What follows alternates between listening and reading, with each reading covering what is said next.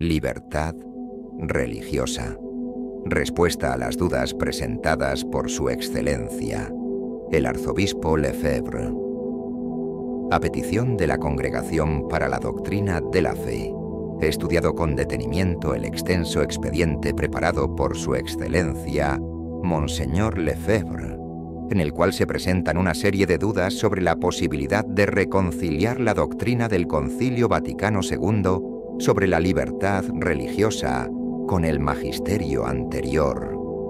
Ya en las diferentes etapas de la preparación de la Declaración Dignitatis Humanae, esta cuestión estaba muy presente y el texto definitivo de la propia declaración, dentro de su preámbulo, afirma explícitamente que el Concilio Vaticano recurre a la sagrada tradición y a la santa doctrina de la Iglesia, de donde extrae lo nuevo en constante acuerdo con lo antiguo. Numeral 1. Asimismo, posteriormente, muchos estudios teológicos, al comentar la declaración conciliar, intentaron mostrar cómo la indiscutible novedad que este documento representa estaba en continuidad y armonía con el magisterio anterior.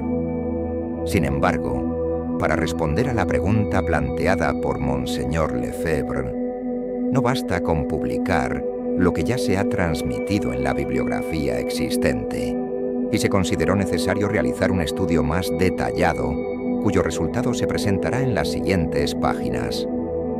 Y presentación de las dubia de Mons Lefebvre. Las dudas expresadas en el escrito de Monseñor Lefebvre son diferentes formulaciones de la misma pregunta. Son la perspectiva general y las afirmaciones particulares de Dignitatis Humanae reconciliables con el magisterio anterior. En realidad, parecen expresar, en forma de pregunta, una profunda convicción de que el Concilio Vaticano II y el Papa Pablo VI han respaldado valores liberales como la libertad religiosa, los cuales serían en realidad incompatibles con la visión de la persona y de la ciudad, tal como los papas del siglo XIX y principios del siglo XX defendieron bajo pena de condena. Esta convicción es el objeto de un ensayo demostrativo, dentro del cual la primera parte enfatiza fuertemente la idea de la realeza de Cristo y, indirectamente, de la subordinación de lo temporal a lo espiritual. 3 puntos en particular se atribuyen al concilio. 1. La dignidad de la persona humana, tal como se presenta en Dignitatis Humanae, consiste únicamente en su naturaleza, independientemente de su adhesión a la verdad y al bien. En consecuencia, el concilio admite una libertad moral para el error o el mal, incluso un derecho a difundir doctrinas falsas.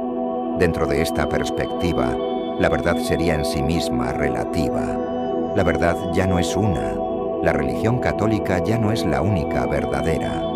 Otras religiones tienen valores de salvación, una significación dentro del misterio de la salvación. Son diferentes caminos para llegar a Dios. Tercero, de esto también se fomenta el principio de agnosticismo e indiferencia religiosa del Estado. Puede actuar independientemente de la Iglesia y colocar al mismo nivel a otras religiones, falsas religiones.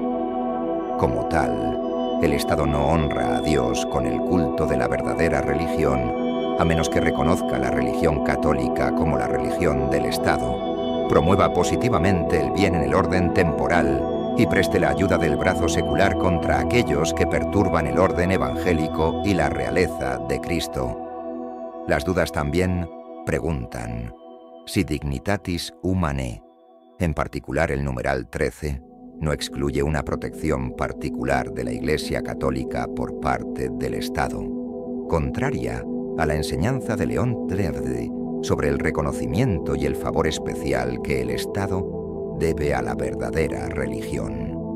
Aparte de estos puntos generales, las dudas cuestionan el preocupante paralelismo que surge de una comparación de diferentes proposiciones condenadas por Pío IX en la encíclica Quanta Cura, con afirmaciones correspondientes en Dignitatis Humanae. Segunda presentación de la respuesta a las dubia 1. Dado los múltiples aspectos involucrados en las dudas, todas ellas llevan a una exposición de prácticamente toda la doctrina sobre la libertad religiosa, con muchas e inevitables repeticiones. Además, un intento de centrar cada respuesta en un aspecto más directamente involucrado en cada duda podría, en muchos casos, resultar insuficiente. Con frecuencia, de hecho, las dudas contienen matices aparentemente secundarios que son cruciales para que la respuesta sea afirmativa o negativa. 2. En consecuencia, no solo por razones de brevedad, para evitar repeticiones, sino sobre todo por razones de claridad y rigor de exposición, preferimos dar una respuesta detallada a los puntos fundamentales antes mencionados. En la medida en que estos puntos se clarifiquen, es seguro que los otros aspectos de las dudas también lo serán, ya que son consecuencias de los puntos fundamentales precedentes. Sin embargo, debido a las estrechas relaciones que existen entre estos puntos fundamentales, no siempre podemos evitar ciertas repeticiones. Tercero, el estudio, largo y meticuloso, del cual estas páginas son el resultado, se realizó con la profunda convicción de que el problema propuesto requería la aplicación de todos los criterios tradicionales en la interpretación de los textos del magisterio, en particular, la consideración de su contexto histórico-doctrinal y su objetivo. Sin embargo, esto no puede hacernos olvidar que, con frecuencia, los romanos pontífices, en las cuestiones que les ocupaban, como en tantas otras, con motivo de errores en situaciones contingentes, emitieron enseñanzas que iban más allá de esta contingencia, enseñanzas más generales, de valor permanente, independientemente de las circunstancias históricas. No obstante, en los mismos casos, la conciencia de estas circunstancias puede ser necesaria para comprender el contenido preciso propuesto permanentemente por la enseñanza. 4. Además, con el estudio de estas cuestiones, será necesario tener en cuenta también que, como sabemos, la tradición de la Iglesia, de la cual el magisterio es el órgano y el intérprete auténtico de la fe, es una realidad viva. Esta tradición no puede ser una simple repetición, sino que incluye un desarrollo doctrinal con continuidad, como lo demuestra ampliamente la historia de la Iglesia. El hecho de que sobre la cuestión de la libertad religiosa, la enseñanza del Concilio Vaticano II represente, indudablemente, una cierta novedad en relación con el magisterio anterior. No puede ser un problema si es una novedad que se forma dentro de esta realidad de desarrollo dentro de la continuidad. Tercera respuesta a los puntos fundamentales. 1. Libertad religiosa y dignidad humana, según la declaración Dignitatis Humanae. El derecho a la libertad religiosa tiene su fundamento en la dignidad misma de la persona humana, tal como esta dignidad es conocida a través de la palabra revelada de Dios y por la razón misma. Numeral 2a. Por lo tanto, el derecho a la libertad religiosa tiene su fundamento no en la disposición subjetiva de la persona, sino en su misma naturaleza. Numeral 2b. Sería, por lo tanto, la doctrina conciliar, según la cual el fundamento del derecho a la libertad religiosa se encuentra en la dignidad objetiva de la persona, basada a su vez en la naturaleza humana, incompatible con la doctrina católica tradicional, como se expresa, por ejemplo, en la afirmación dada por León XIII. Si la mente asiente a opiniones falsas y la voluntad elige y sigue lo que está mal, ninguna de ellas puede alcanzar su plenitud natural, sino que ambas deben caer de su dignidad nativa a un abismo de corrupción. Por lo tanto, Lo que sea que se oponga a la virtud y la verdad no puede ser presentado tentadoramente ante los ojos del hombre, mucho menos sancionado por el favor y la protección de la ley. En primer lugar, es conveniente notar que, aunque el derecho a la libertad religiosa se funda en la dignidad de la persona, y independientemente de la verdad o error de la religión en cuestión, esto no significa una negación del hecho de que el reconocimiento de la verdad y la adhesión al bien deben ser una parte integral de la verdadera dignidad del hombre. De hecho, el texto de Dignitatis Humanae, párrafo 2, no dice que la dignidad de la persona humana consista únicamente en su naturaleza, independientemente de su adhesión a la verdad y al bien. Lo que afirma es que el hecho ontológico de ser persona incluye ya una dignidad que en el nivel civil requiere, entre otras cosas, el derecho a la libertad religiosa tal como se ve textualmente, inmunidad de coacción en la sociedad civil. Numeral 1. Esto fue lo que enseñó Juan 23.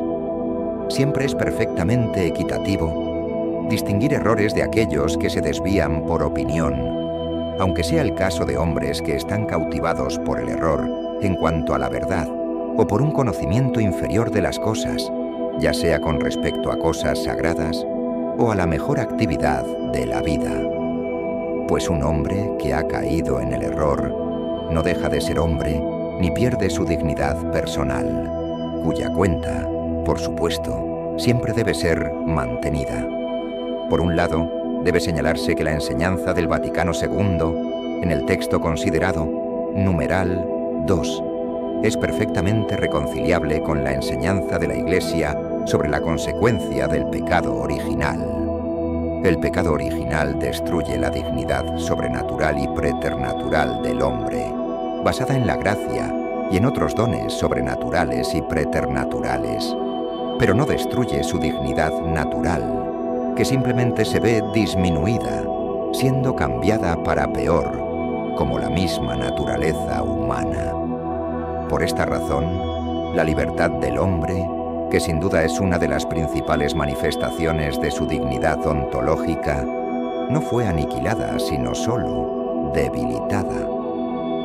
Por otro lado, la enseñanza del Vaticano II, en el numeral 2, es perfectamente reconciliable con la enseñanza de León XIII ya citada.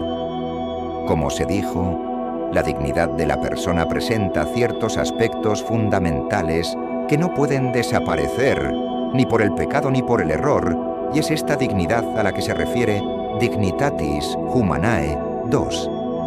Según Santo Tomás de Aquino, todo hombre, e incluso un pecador, es imagen de Dios y al menos un miembro potencial del cuerpo de Cristo. La filosofía, así como el uso simple del lenguaje, muestra que también hay otro sentido de dignidad natural, que incluye el uso correcto de las facultades naturales, la adhesión de la mente a la verdad y de la voluntad al bien. La afirmación de León XIII, según la cual, al adherirse al error y al mal, el hombre pierde la dignidad natural de su mente y voluntad, debe entenderse en este sentido. La enseñanza de Dignitatis Humanae sobre la libertad religiosa tampoco contradice la segunda parte del texto de León XIII previamente citado. De hecho, el derecho a la libertad religiosa se entiende como una inmunidad civil y social de la coacción en asuntos religiosos, y no implica ningún derecho o permiso para difundir el error. Por el contrario, Dignitatis Humanae enseña explícitamente que todo hombre tiene el deber grave de buscar y adherirse a la verdad y al bien. La libertad religiosa no perjudica la doctrina católica tradicional sobre el deber moral del hombre y las sociedades en relación con la verdadera religión y la única Iglesia de Cristo. Numeral 1c y también 2b. La comisión conciliar correspondiente, en su respuesta al segundo de los borradores generales, lo explica de esta manera, Además, debe observarse que el texto aprobado afirma un derecho cuyo objeto es la inmunidad de coacción y no el contenido de cualquier religión. Esta inmunidad se basa en la dignidad misma de la persona. En ningún lugar se afirma ni se permite afirmar, lo cual es evidente, que se da un derecho para difundir el error. Pero si las personas difunden el error, esto no es un ejercicio del derecho, sino un abuso de él. Este abuso puede y debe ser impedido si el orden público se ve gravemente afectado, como se afirma muchas veces en el texto y se explica en el numeral 7. El derecho a la libertad religiosa, reconociendo nuevamente que esto no satisface la obligación de buscar y adherirse a la verdad. Dignitatis Humanae 2. No contradice la doctrina católica tradicional como se expresa por Pío XII en estos términos. Aquello que no corresponde a la verdad o a la ley moral, objetivamente no tiene derecho a existir, a ser difundido ni a su actividad. De hecho, la doctrina de Dignitatis Humanae no contradice la enseñanza sobre el derecho objetivo formulada en este texto de Pío X, porque Dignitatis Humanae 2 se refiere a un derecho civil a la inmunidad de coacción y no a un derecho a difundir el error. Esta interpretación es claramente requerida a la luz de los actos del concilio. Así, por ejemplo, la Relatio de Textus Recomendato comenta esto de manera detallada. La cuestión de si un hombre tiene derecho a actuar desde una conciencia verdadera, que no tiene desde una conciencia errónea, no se trata, pues la cuestión es del derecho del hombre en este sentido, que el derecho afirma una inmunidad de coacción. Hablando más exactamente, la cuestión es si y bajo qué condiciones se debe otorgar un derecho por parte de otros y específicamente por parte del poder público, para impedir que el hombre actúe públicamente según su conciencia.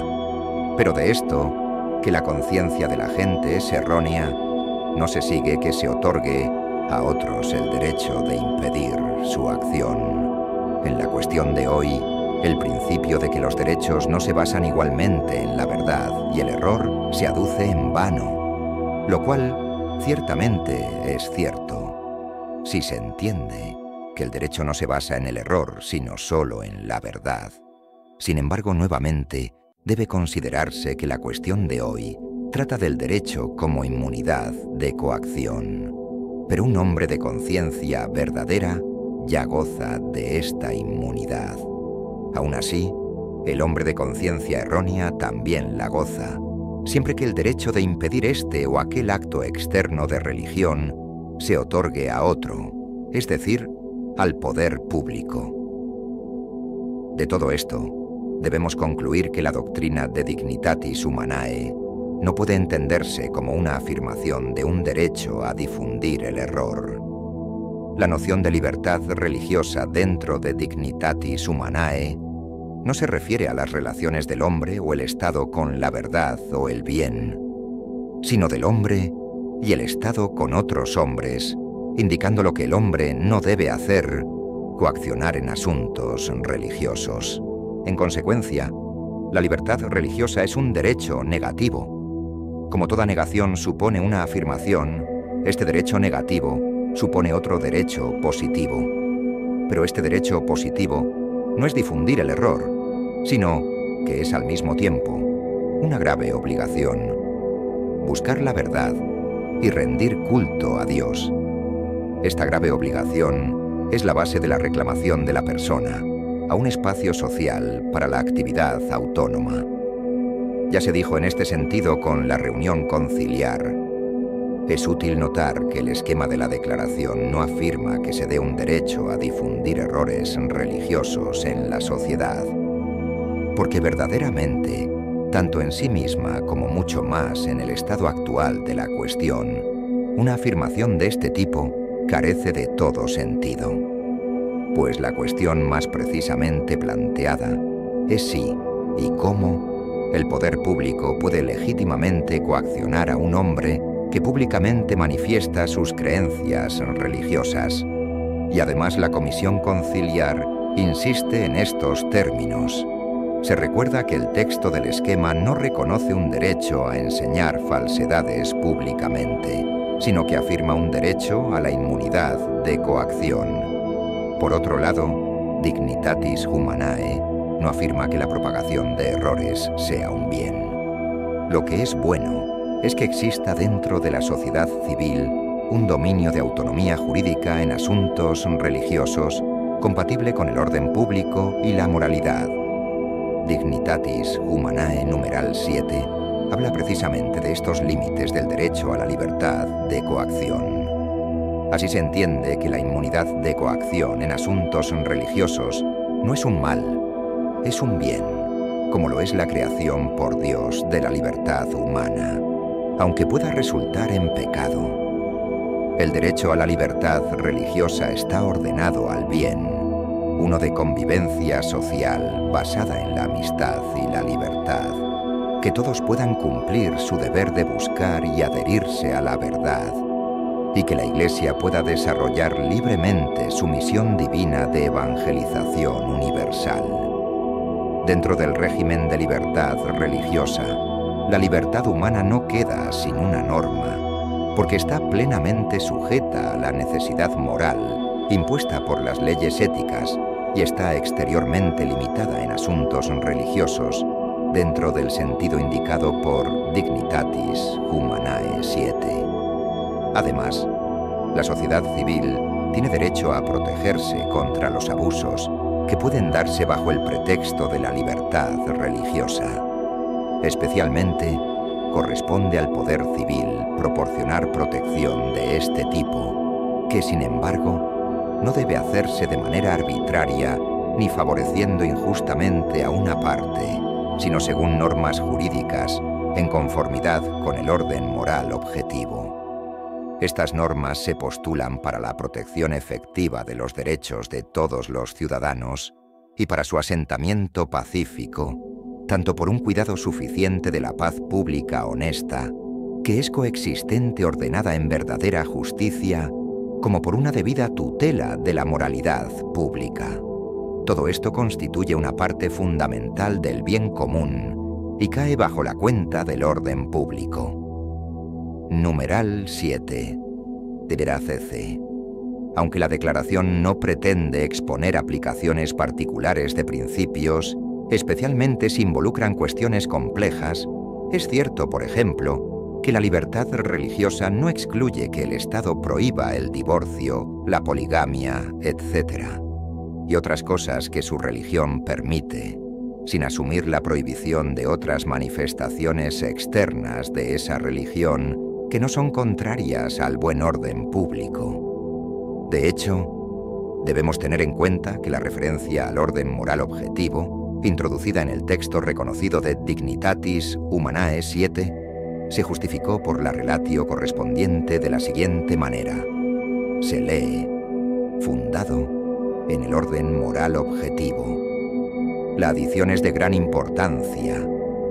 Se introdujo según la mente de los padres que pidieron que al evaluar el orden público se tuviera en cuenta no solo las situaciones históricas, sino también, y principalmente, en aquellos asuntos que se postulan por el orden moral objetivo. Sin embargo, el hecho de que todas las leyes civiles deben estar de acuerdo con la ley natural no significa que todas las demandas de la ley natural deben ser expresamente tomadas por las leyes civiles. Es evidente que la ley humana no tiene que restringir todos los vicios ni ordenar todos los actos de virtud. Finalmente, debe señalarse que, dentro del contexto de las palabras de Pío XII, citadas en la nota 10, se explica la doctrina sobre la tolerancia, según la cual la afirmación, el error religioso y moral, debe ser siempre impedido, en la medida de lo posible, porque su tolerancia es en sí misma inmoral. No puede evaluarse incondicional y absolutamente, aunque esta doctrina de la tolerancia no es equivalente a la doctrina de la libertad religiosa.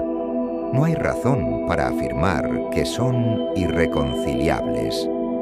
No hay equivalencia entre ellas, porque el principio de la tolerancia implica que el Estado tiene el derecho y el deber de reprimir el mal que consiste en la difusión del error religioso. Pero puede, y a veces, debe renunciar al ejercicio de este derecho para obtener un bien superior y más amplio. Y este derecho no es reconocido por la declaración conciliar. Sin embargo, no hay incompatibilidad entre estas afirmaciones, porque, según Pío XII, la tolerancia se justifica en interés de un bien superior. Pero la idea del concilio es que la dignidad de cada persona humana y la paz social son siempre bienes que requieren que el Estado no reprima el error religioso cuando esto no se opone al buen orden social, que incluye la moral pública. Entonces, hay una novedad en la concepción de la competencia del Estado en relación con la vida religiosa de sus ciudadanos y un desarrollo doctrinal sobre el fundamento de la ausencia de coacción legal en asuntos religiosos. Debemos insistir en la continuidad de las enseñanzas de Dignitatis Humanae y las de León XIII y Pío XI. Desde los primeros esquemas de Dignitatis Humanae se buscó explícitamente esta continuidad con el magisterio anterior al analizar los textos de los pontífices previamente citados. Así, la relatio sobre el primer esquema presentado a los padres del concilio explicó: León X ya comenzó la evolución doctrinal al hacer claramente la distinción entre la Iglesia, que es el pueblo de Dios, y la sociedad civil, que es el pueblo temporal y terrenal. Consulte immortale Dei. 6 veces más la misma doctrina evolucionó. Así se abrió el camino para afirmar nuevamente una autonomía de vida ilícita que pertenece al orden civil y su regulación judicial, de lo cual sucede que ya es posible un paso adicional, una regla progresiva, es decir, un nuevo juicio sobre lo que se llaman libertades modernas. Estas libertades pueden ser toleradas consulte immortale Dei y libertas praestantissimum, pero todavía se dice que solo son toleradas. La razón era evidente, porque en ese tiempo, en Europa, el régimen que proclamaba las libertades modernas, incluida la libertad religiosa, conscientemente se inspiraba aún en una ideología secularista. Por lo tanto, existía el peligro que León XIII percibió de que las instituciones civiles y políticas de repúblicas de este tipo, porque estaban informadas por una intención secularista, llevaran a abusos que no podían sino dañar la dignidad de la persona humana y su verdadera libertad. Porque lo que estaba en el corazón del Papa León XIII, según la regla de continuidad, siempre está en el corazón de la Iglesia, sin duda la protección de la persona humana. Además, la doctrina de Pío XII sobre la limitación del Estado debe ser muy recordada en lo que respecta a reprimir errores en la sociedad. Puede ser que en ciertas circunstancias Dios no dé a los hombres ningún mandato, imponga ningún deber, ni siquiera dé ningún derecho a impedir y reprimir lo que es erróneo y falso. Una mirada a la realidad da una respuesta afirmativa. Luego, respetando el ejemplo de la providencia divina, continúa. La afirmación de que el error religioso y moral debe ser siempre impedido, en la medida de lo posible, porque su tolerancia es en sí misma inmoral, no puede evaluarse incondicional y absolutamente. Por otro lado, Dios no ha dado a la autoridad humana tal precepto absoluto y universal, ni en el ámbito de la fe, ni en el de la moral. No conozco tal precepto, ni la creencia común de los hombres, ni la conciencia cristiana, ni la fuente de la revelación, ni la práctica de la Iglesia. B.A.C. Riesce. Esta declaración, regla progresiva, es de suma importancia para nuestro negocio, especialmente si se mantienen ante los ojos que una vez se dirigieron a la misión del Estado. Otro ejemplo, en la misma línea, son las palabras de Pío XII continuando lo dicho en el texto anterior. Consulte, Pío XII, alocución a los prelados y otros administradores oficiales del Sagrado Tribunal de la Rota Romana, 6 de octubre de 1946. El contacto y la promiscuidad cada vez más frecuentes de diferentes confesiones religiosas dentro de los confines del mismo pueblo ha llevado a los tribunales civiles a seguir el principio de tolerancia y de libertad de conciencia. De hecho, en tal circunstancia, existe una tolerancia política, civil y social hacia los seguidores de otra confesión, que es incluso un deber para los católicos. Además, Pío XII en su alocución Ci Rieste, del 6 de diciembre de 1953, los intereses religiosos y morales requerirán para toda la extensión de la comunidad de personas una regla bien definida que se aplicará a todo el territorio de cada Estado miembro soberano de tal comunidad de naciones. Según la probabilidad y las circunstancias, es previsible que esta tal regla de derecho positivo será enunciada de la siguiente manera. Dentro de su propio territorio y para sus propios ciudadanos, cada Estado regulará los asuntos religiosos y morales con su propia ley. Sin embargo, en todo el territorio de la comunidad de Estados miembros, se permitirá a los ciudadanos de cada Estado la práctica de su propia creencia y prácticas éticas y religiosas en la medida en que no vayan en contra de la ley penal del Estado en el que residen. Según el pontífice romano, los ciudadanos católicos y los gobernantes de los estados católicos pueden consentir a la comunidad internacional de la misma ley. La relatio sobre este texto, del texto anterior, explicó otra razón por la cual no se habla de una tolerancia religiosa, un criterio que se mantuvo incluso hasta el final, y se prefirió hablar de libertad religiosa. La razón es precisamente que pretende dar respuesta a una pregunta que ha surgido recientemente, que no se planteó en periodos anteriores. Hay quienes dudan de esta fórmula de libertad religiosa y consideran que no podemos proceder en este asunto excepto sobre tolerancia religiosa. Aún así, no debe observarse que la libertad religiosa es el término que obtiene una significación moderna y bien determinada en el vocabulario de hoy. En este consejo pastoral, la Iglesia pretende decir lo que juzga sobre esta materia que los grupos eclesiásticos, gobiernos, instituciones, periodistas, expertos en derecho en nuestro tiempo designan con esta palabra. Si dirigimos nuestro discurso a la sociedad moderna, debemos usar su manera de hablar.